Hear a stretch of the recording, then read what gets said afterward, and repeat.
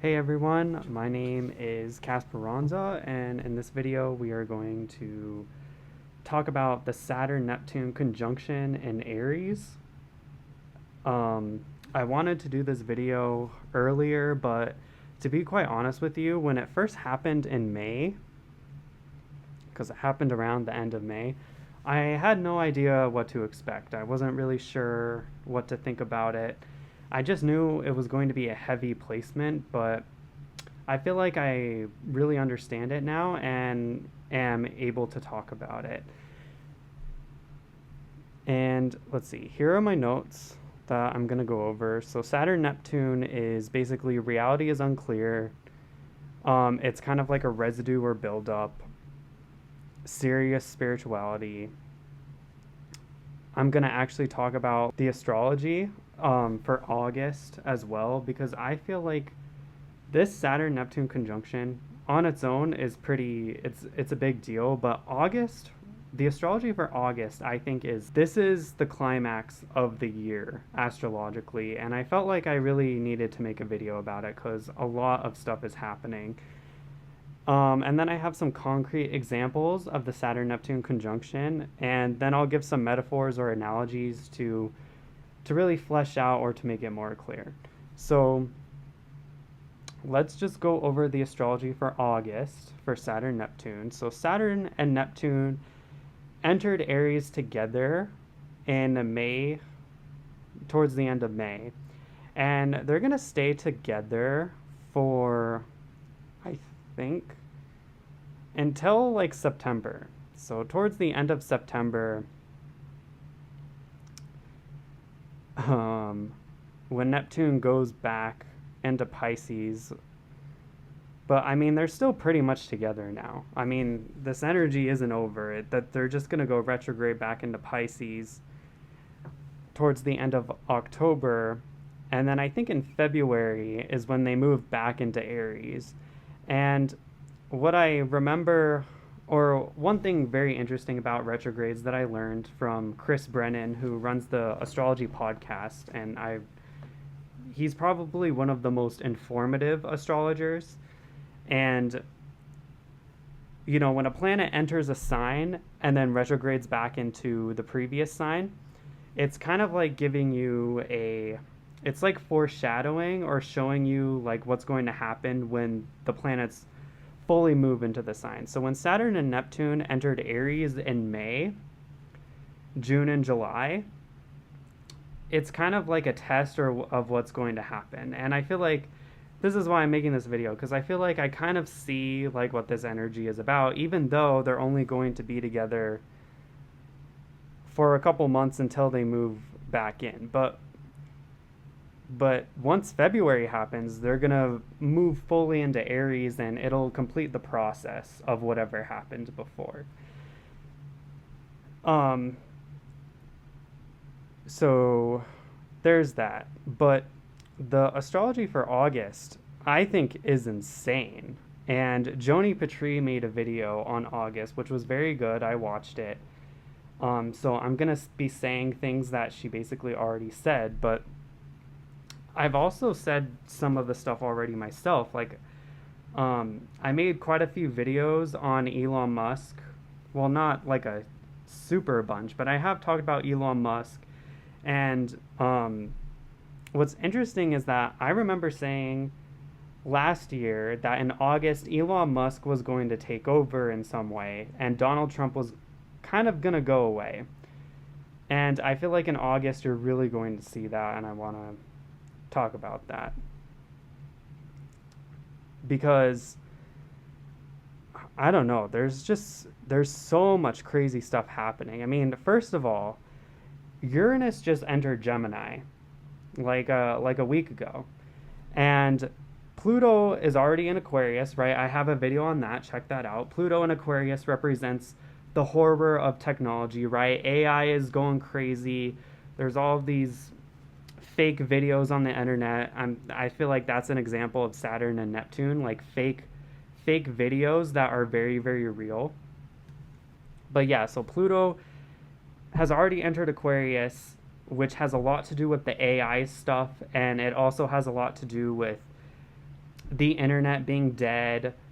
It reminds me of the Terminator. Pluto in Aquarius is like Terminator energy with the apocalypse and machines taking over. And Pluto is just like, hello, like, pay attention. Like, technology is gonna go crazy. It's like superpower and transformative right now, so you better pay attention to that. And then with Uranus entering Gemini, it's making a trine to Pluto. And Gemini is an air sign just like Aquarius, right? So Aquarius is technology, Prometheus, innovation, humanity. Gemini is communication, it's ideas, it's curiosity, it's dualism. It's like two sides of something. And so our communication is really going to change, I think, and it's going to have to do with technology because Uranus is sudden change, sudden ups and downs. It's also innovation. Uranus in modern astrology rules over Aquarius. So there's a natural affinity or connection with this trine. So I think Uranus is really going to put AI into gear. Like it's gonna rev it up. It's gonna put it into overdrive. Especially because Gemini is communication. So how we communicate, how we relate to each other is really going to change, and it's probably going to have something to do with AI. The other thing is that Venus is going to meet up with Jupiter, and I talked about this last year, but they're going to meet up together in the middle of August, or around the middle of August, and they're going to make a conjunction on the fixed star Sirius, which Sirius as a fixed star, in my opinion, has a lot to do with technological breakthroughs. And so I think you're just going to see an explosion with AI this month, in my opinion. I mean, it might not, I mean, AI has been like exploding like for the past 2 years, but I don't know. I feel like this August, it's going to be much sharper or more intense than before. And I think we're going to see a change in leadership. And Joni Petrie said this. She said, like, there's going to be a lot of change in leadership. And I think it has to do with the fact that Sirius, as a fixed star, is also conjunct the United States' sun. And then you see Venus and Jupiter coming together. So I really think the United States is going to expand. I don't know if this is going to be positive or negative, honestly, because I also remember Joni Petrie saying that the opposite of Sirius is the nakshatra. It's where my ascendant is. I totally forgot it, but it's the victory nakshatra, but it's also the nakshatra of declaration of wars. And I remember her saying that when Jupiter and Venus come together in this nakshatra, it's usually a declaration of war. But in the opposite nakshatra, which is Ardra, Venus and Jupiter are coming together, which could mean another declaration of war. And I feel like it just means that the United States is going to go through a huge shift and transformation when it comes to its leadership, right? Like Elon Musk has his ascendant exactly conjunct this fixed star. So I just feel like I don't know, I don't really see it. I don't see Elon Musk taking over, but if Donald Trump isn't there, then who's left? Like, I feel like Elon Musk might come in. Now that could be totally off. Maybe he's not as powerful as I think he is, but like it is kind of interesting. Elon Musk tried to start the America Party. So who knows what he's doing, but I just think that's interesting. And so the other thing is that this Saturn-Neptune conjunction, you're really going to feel it this August because Mars is going to make an opposition to it. And just on top of it, look at how all of these planets are lining up. Like we have Venus and Jupiter exactly on the fixed star Sirius, which is huge. Like, I seriously think, I don't know, like, I think it's something to pay attention to on August 12th, especially, or somewhere around August 12th. Just that conjunction alone is a big deal. But also, like, you have Uranus barely entering Gemini, making a sextile to Saturn and Neptune, barely in Aries. And then you have Pluto barely in Aquarius making a sextile. And then opposite the Saturn and Neptune is Mars in Libra. And so, as I was saying, I think Mars, when Mars enters Libra,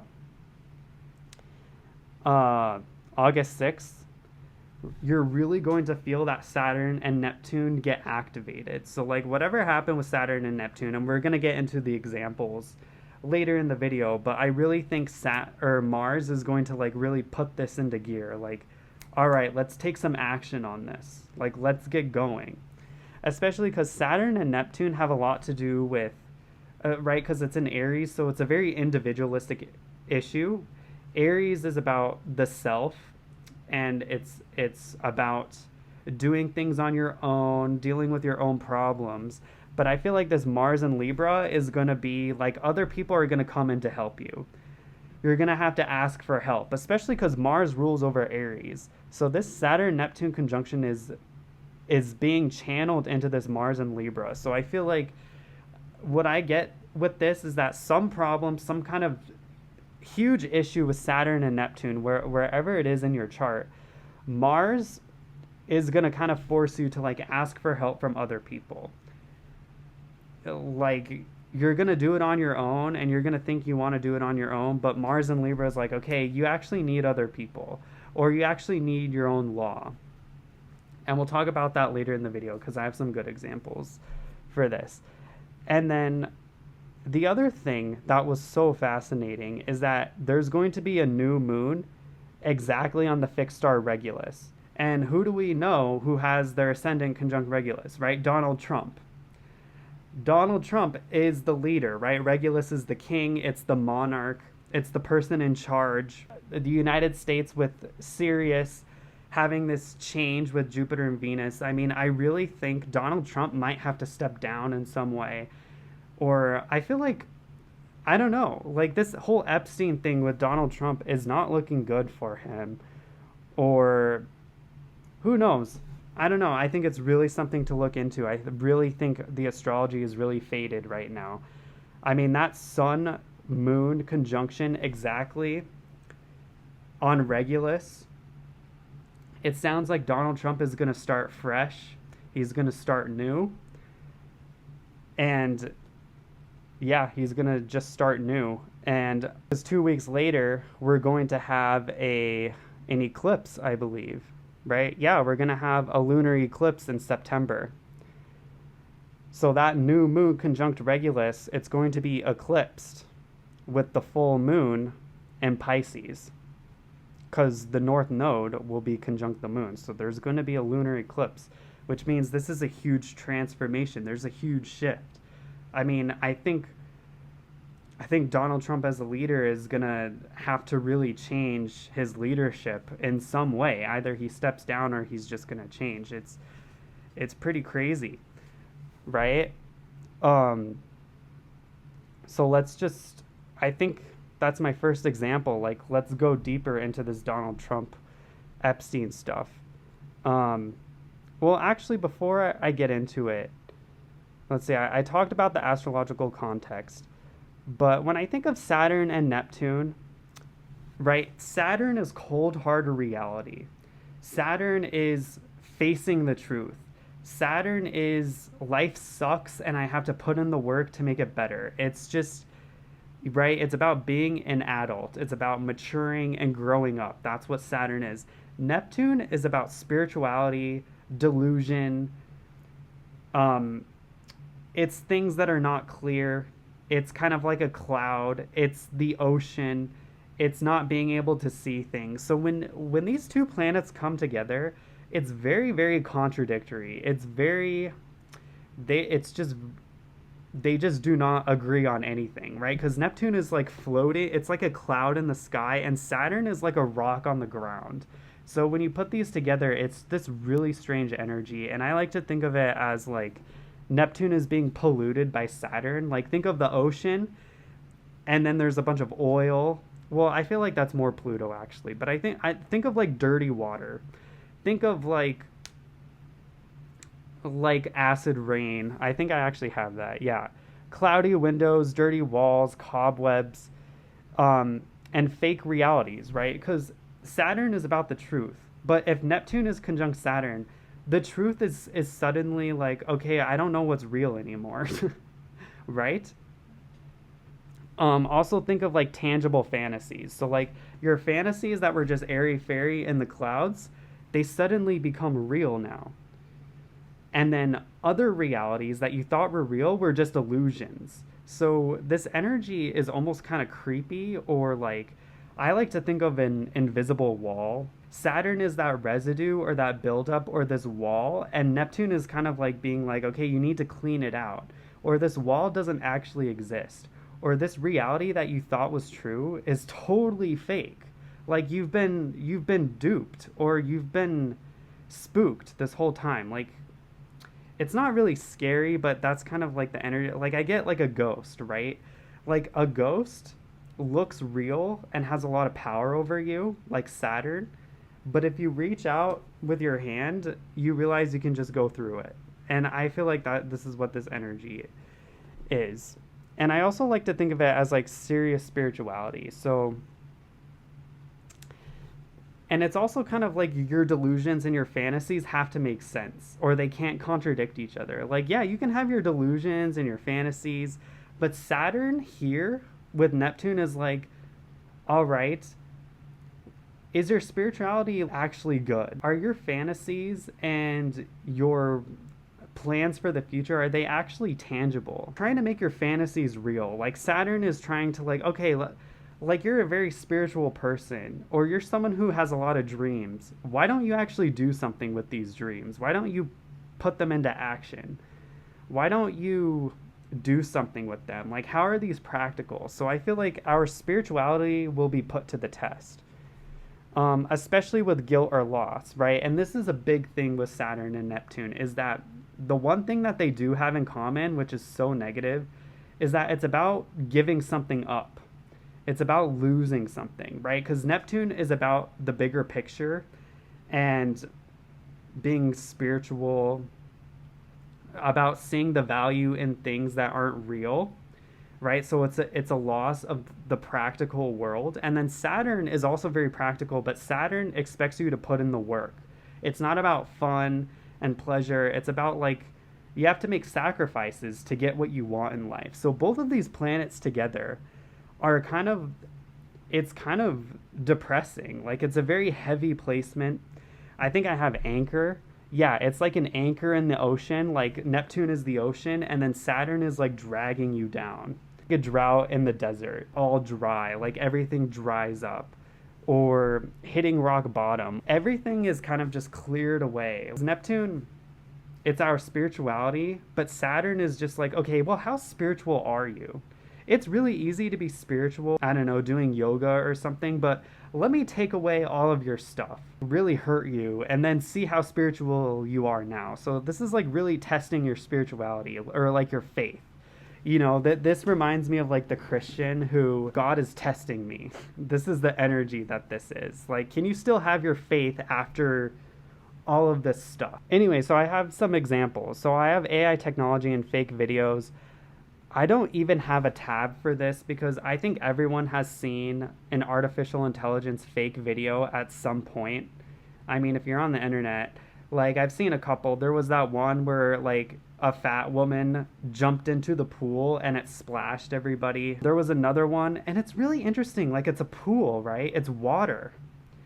I think that's really interesting. Like a lot of these fake videos have to do with water. Start out normal, but then everything spills. Like there was another one where it was at SeaWorld or something, and all of the water spilled onto everyone. Like the glass was broken, and it like was cleaning or like cleansing everything in a way.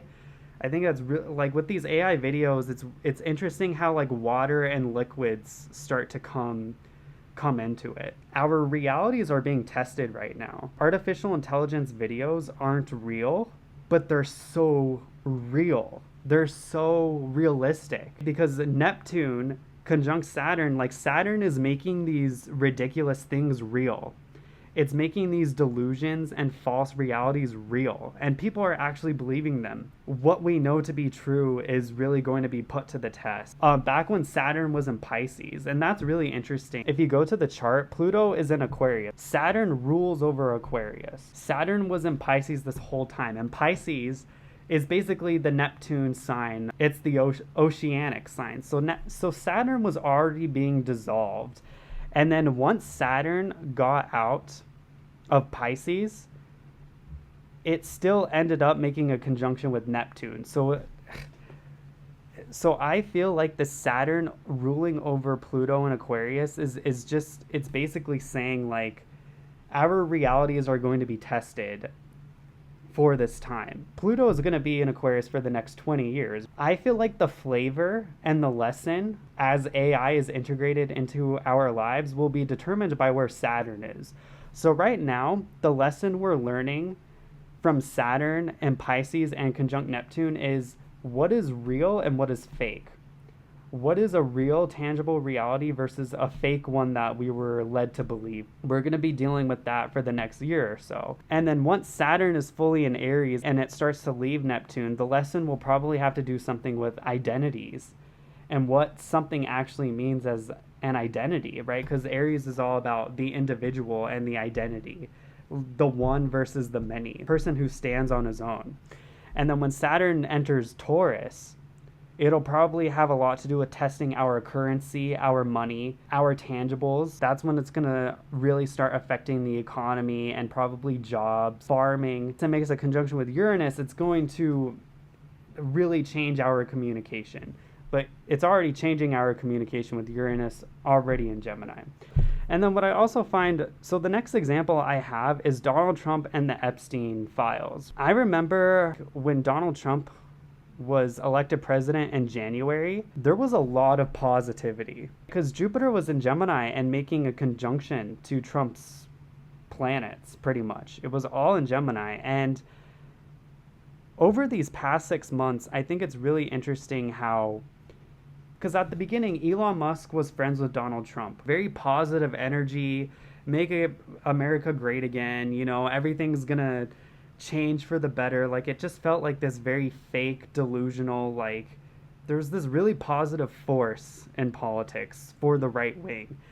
And now that these files have come back, see how all of that positivity totally destroyed. Because Saturn, Neptune, this is another thing. I've seen this with a lot of astrology articles, but Saturn and Neptune are kind of like about facing the truth. When you make something up, it better make sense. Donald Trump is infamous for making up stories and just denying things and denying realities. But what's really interesting is the Epstein files used to be the right-wing conspiracy against the left or something. It was what Trump was using against his enemies. And now the Epstein files were on his side or something.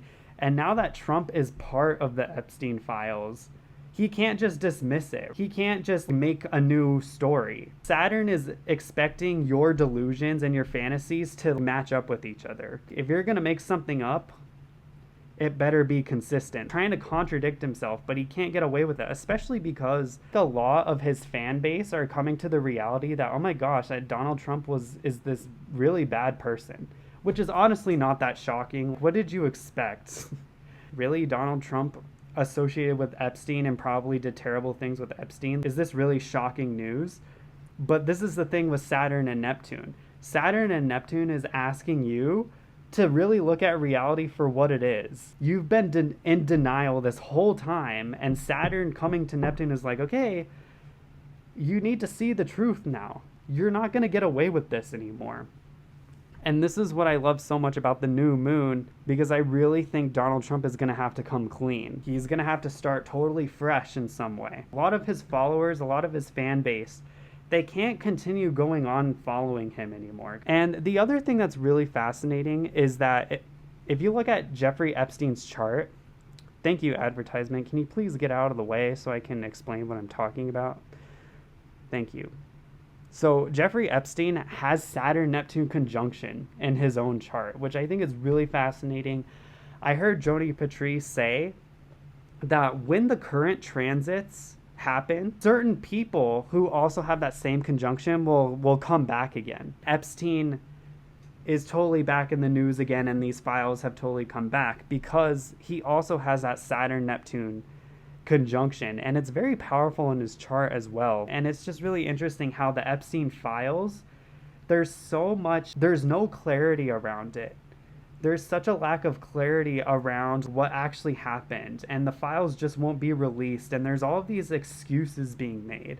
And again, I feel like that has very much to do with Saturn and Neptune, where Neptune is constantly making stuff up. It's this constant house of cards, and it's so cloudy, and Saturn is like, can we just come clean? Can we just, what is the truth? And there probably might not be anything there. That's the thing. Maybe these files have already been destroyed or something. Because I feel like Saturn and Neptune, when they're together, there's this sense that something is very, very real, only to discover that it was an illusion this whole time. But why can't we just get clear about this one thing? The other thing is that I wanted to briefly talk about Thomas Crooks, who shot Donald Trump, and he actually killed another person by missing Donald Trump. So when Donald Trump was almost assassinated, the major aspect at the time was Mars-Uranus conjunction. And I have a video on it. You should definitely watch it. I predicted it. Like, this is the aspect. The Mars-Uranus conjunction was the reason why I thought Donald Trump was going to get assassinated. And what's really fascinating is Thomas Crooks. If you look at Thomas Crooks's natal chart, he also has Mars-Uranus conjunction. This is another piece of evidence that shows that astrology is real and it works. Even if I didn't predict that Donald Trump was going to get assassinated or shot at with his head coming off, if you were an astrologer and you looked back at the charts, you could easily see a connection. This isn't the same as like a girl who's into astrology kind of, when she learns about your sign, she's like, oh yeah, I see the Capricorn in you, even though she has no idea what she's talking about.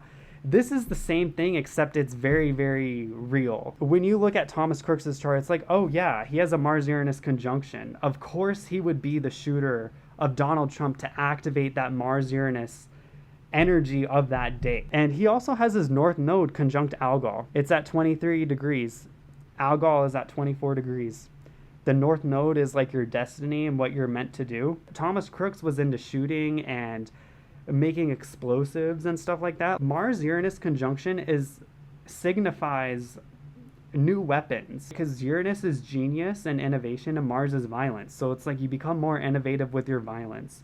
There's sudden violence. People who have Mars-Uranus conjunction, who are kind of like loose cannons, literally. A loose cannon, someone who is impulsive with their violence, Mars-Uranus conjunction, they're going to come out and express their energy when a Mars-Uranus conjunction happens currently. If you're worried about a bomb, someone setting off a bomb, if you get a compilation or a database of everyone's charts and you look for the people who have Mars-Uranus conjunction, you'll probably be able to find the shooter before he even knows he's going to shoot someone.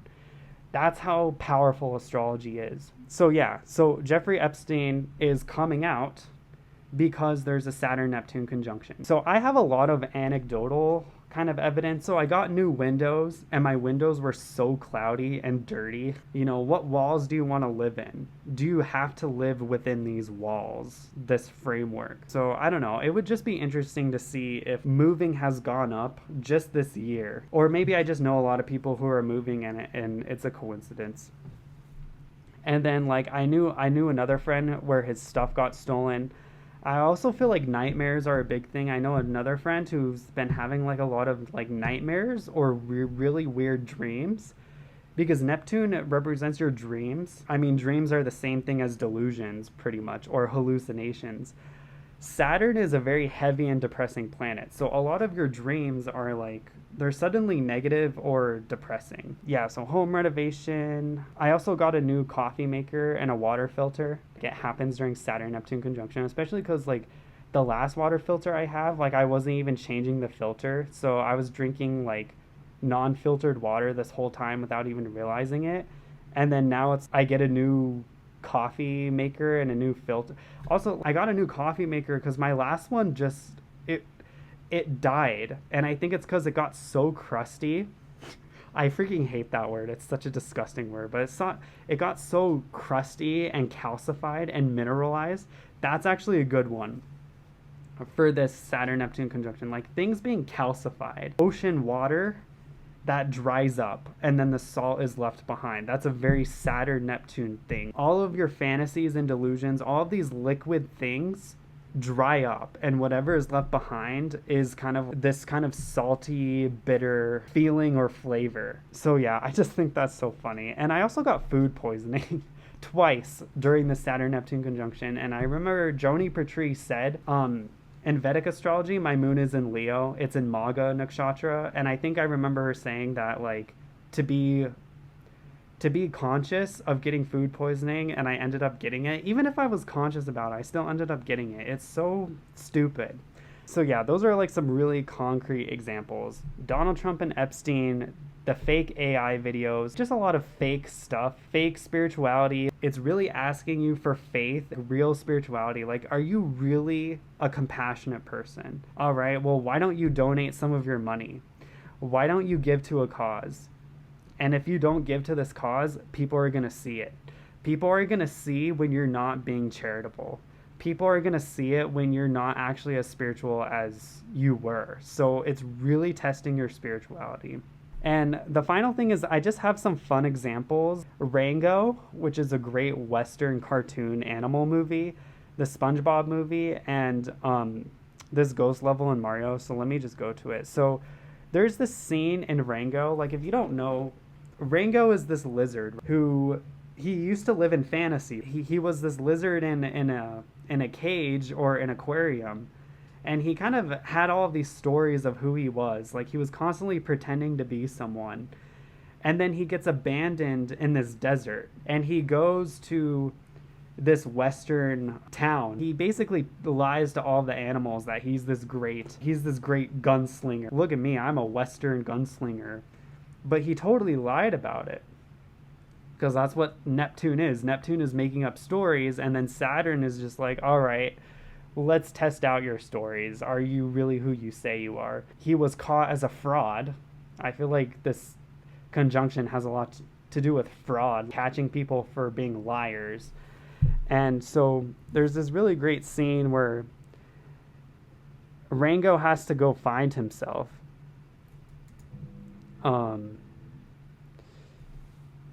Yeah, he has to really find himself in the desert. And I love that because in the West, there's no water. Saturn, it's almost like Saturn has sucked out all of the Neptune, sucked out all of the water. So a lot of this movie is just about water, and where is the water? Where is the spirit? Where is the vitality? So I feel like this scene right here is very Saturn-Neptune, where you feel so defeated, you've lost everything. You're a fake, you don't know who you are. Okay, who am I really? If you take out all the fantasies and delusions, who am I really at the end of it? Okay, so he crosses the street, and I love how he's by himself, because remember, this Saturn-Neptune conjunction is in Aries. There's this sense of being alone and isolated. And again, the Wild West is very Aries, because if you think about a gunslinger and a gun and shooting a gun, you're like this individualist. You're like this very tough, like Saturn in Aries on its own is this very tough, like, I'm going to do it my own way. No one's going to tell me otherwise. I'm the hero. And it's also lawless too. Aries is anarchy. Aries is no law. So yeah, so he crosses the road and he dies. No, just kidding. He almost dies. But he made it across. And then he talks to, oh yeah, let's see. Yeah, he talks to, I don't know, he talks to some kind of cowboy who tells him to go back. He finds his faith again after talking to him. Like, he finds his true spirituality, and he goes back to the town, and he becomes a real gunslinger, even though the illusion is gone. He becomes a real hero, for real. And then I feel like another good example, so that's Rango. The next one is SpongeBob. So this is very similar. So they're in the ocean, it's underwater. So you got that Neptunian energy, but in the middle of nowhere. Because SpongeBob and Patrick, when they have to get the crown from King Neptune, have to leave Bikini Bottom, and they go into a metaphorical desert under the ocean. And they try to become men. Because again, Aries is about being that strong, heroic individual. It's about being a man. It's the most masculine sign in the zodiac. It's ruled by Mars. Mars is masculinity. So their manliness, and also Aries is very childish too. So like SpongeBob and Patrick are very, very childish, and they wish that they were men.